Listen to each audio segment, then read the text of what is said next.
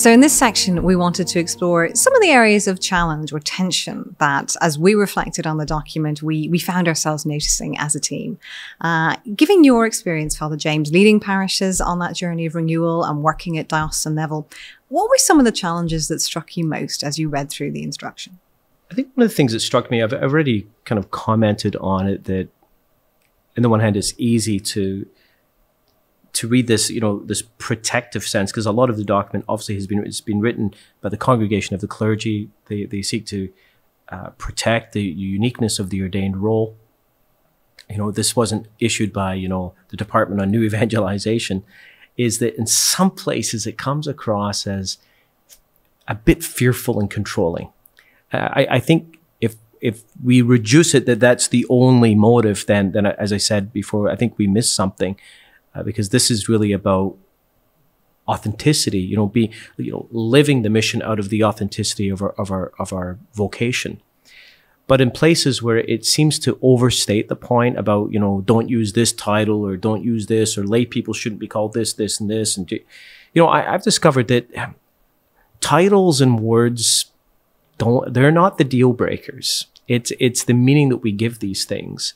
And so as long as I think you've got a clear enunciation of the principles involved, I just think the tone of being overly prescriptive on this and that, it comes across poorly, I think.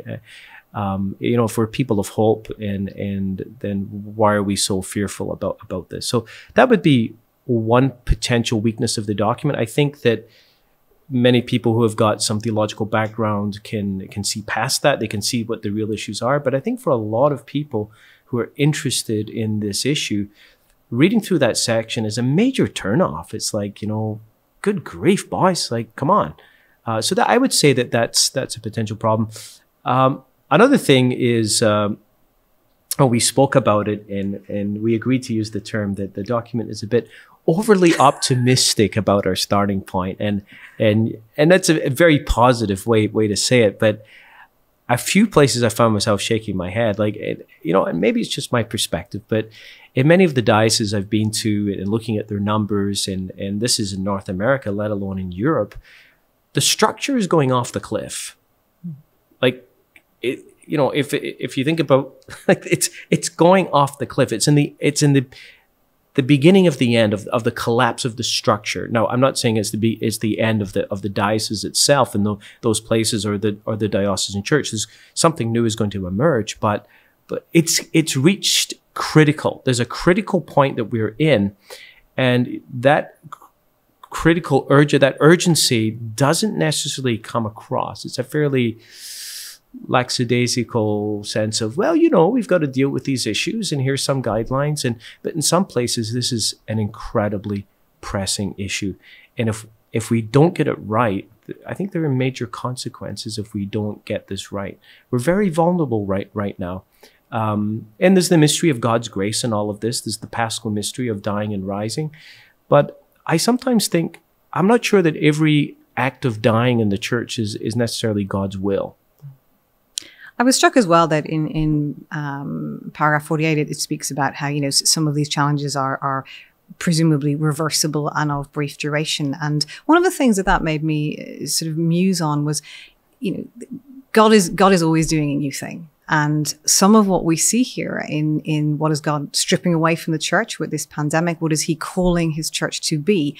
That should give us pause. That should cause us to say, even if in the immediate term, we see people, rising up in parishes to that challenge of sharing the gospel, going out and sharing the faith, and God willing, many people coming to know Christ, so that the numeric challenges are reversible. It does not mean that the previous structures are supportive of mission and are set up in a way to foster mission. And so we can't just assume that even a return to health and growth is best served by a continuation with the existing structures. It's back to that call to assess from a point of view that is passionate about mission, clear about the Lord's call to make disciples, and willing to put all at the service of that. I would say that what they say, the scarcity of clergy and the and the demographic decline, they say, are presumably reversible. I would say possibly reversible.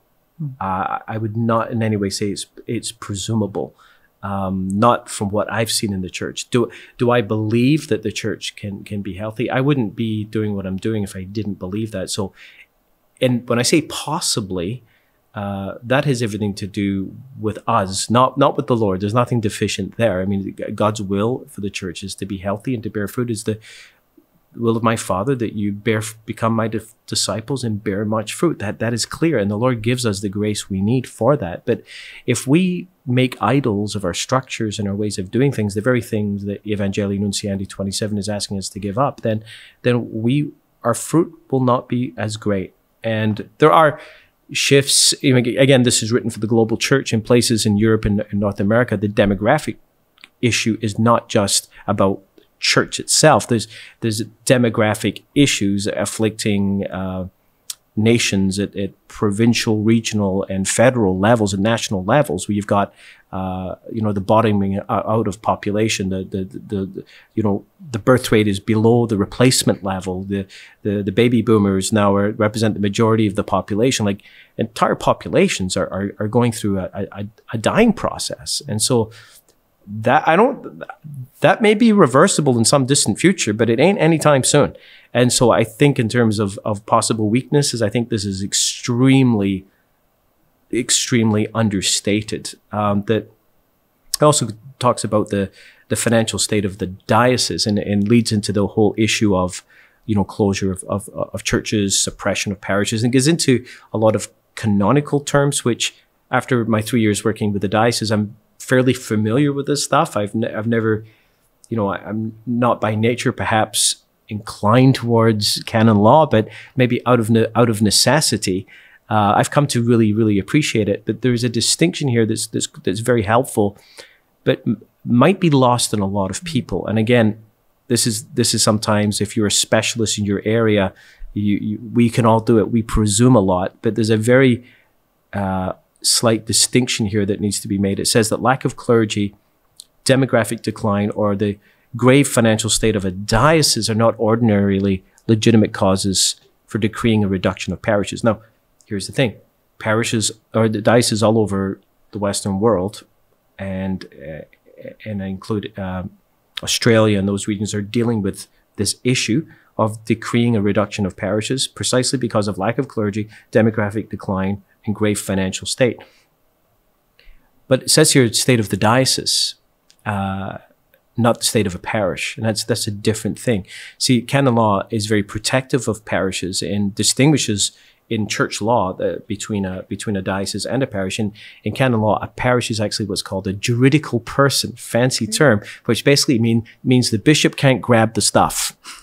Okay. So in some dioceses, like our own here, legally, our legal entity is what's called the corporation sole. So basically the bishop owns all the stuff. He does. At a parish, the chair you're sitting on, the bishop owns it, at least if you're structured legally or civilly as we are.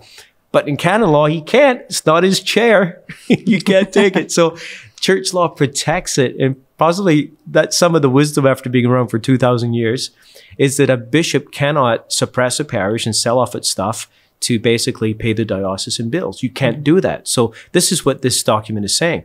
But people could misconstrue this as somehow saying, oh, well, see, the fact that we've got no money in the bank at the parish and are up to our eyeballs in debt and don't have the resources to even maintain the building, let alone do mission, you can't close our parish for that reason. No, it's a very good reason if a parish is not able to take care of itself, is a legitimate reason, but not at the diocesan level. So I would say that's another possible weakness, that line, I could see that line causing a lot of chanceries, a lot of headaches, as very passionate, well-meaning people who want to keep their building would quote this and maybe not see that distinction. That's really helpful. I know we were also struck by, as we reflected on the document together, that there's a whole section around different ways of bringing together groups of priests to serve, and this idea of a primus inter pares model. Say some more about that. Well, yeah, leadership by committee doesn't work, especially in times of crisis, in times of where you need radical shift. Parish renewal is hard work. and it takes time, and it takes energy, it takes focus. You need to build a team where everyone's on board. That takes time. And, you know, there are many soft things that primus inter pares. Now, primus inter pares is Latin for primus is first, primary, inter, among, and pares equal. So first among equals. So basically, we're all equal, but you're kind of, you know, all animals are equal, but some are more equal than others. So you're kind of the boss, but not really the boss. And so it's a gentle form of leadership where you could mildly suggest things, but you try to force that through, you're going to get pushback. And I think that for me was the key thing when I looked at it. And, you know, we work with parishes and dioceses around the world dealing with this kind of change. And that sort of primus inter pares approach has its place. It can be useful, particularly in a steady state environment or where it's incremental organic change over time. What it is far less helpful for is times when you need what the document calls for, a pastoral conversion. We all know in our own lives that the journey of conversion is not always an easy one. And in this case, in these times, it's a radical transformation that's often been asked of because we're so far back from what the document calls us to. And that kind of change needs clear leadership, because only clear leadership gets us out of lowest common denominator consensus by committee answers, which will never bring about the shifts that are required. Trying to see transformation in a parish, it's difficult enough when you have a clear leader and a clear pastor. And let's be honest, like, there is value in the primus inter pares because leadership ideally should not be command and control. Now, there are moments of extreme crisis where command and control is very, very appropriate for short periods of time. Well, the house is burning, get out. Exactly. Don't consult about the you know, we don't order. need to form a committee and have elections for a committee to figure out we need to get out of the house.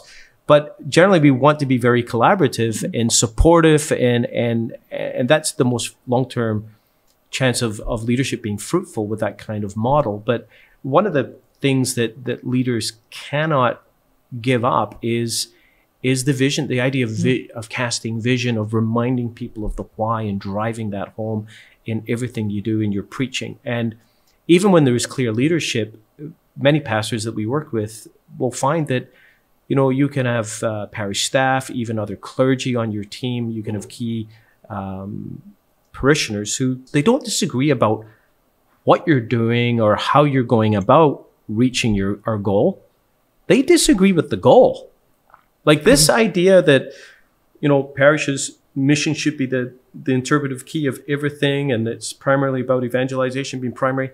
There's a lot of Catholics who say, no way. It's just holiness, nothing else. Or not even that. It's like that's not my idea of what a parish is. Just my idea of parish is a minimalistic place where I go to get communion so I can go to heaven when I die, and don't ask anything else of me. And Father, the thing you're talking about, that's not Catholic. That sounds like something from some other church. And you'll run into this stuff. So that's when there's clear leadership. When you don't have clear leadership and you're left to make mild suggestions, generally my experience of this is as follows. This is often what would happen at, say, meetings that were called deanery meetings in the past. And generally everyone's polite. It's great to get together. We share ideas. A mild suggestion is made and people are fairly polite. They're not going to say, I don't like your idea or whatever. And at the end of the meeting, everyone goes home and does nothing. Nothing happens. And it can end in a lot of frustration. And because in the end, when a pastor goes back to his parish, he's the only one. It's only to the bishop that he's answerable. Thank you. I think it's been really helpful just to explore some of the areas of silence, some of the areas of tension in the document. In the next section, what we're going to do is look at drawing on all that's great in it. Can I say something about the suggestion that priests live with their mothers? If you must. I know my own mother would probably, she'd be very upset about that. Would have nothing to do with it. Nothing to do with it. Your mother is a wise woman and I laud and support her discernment. That will move on.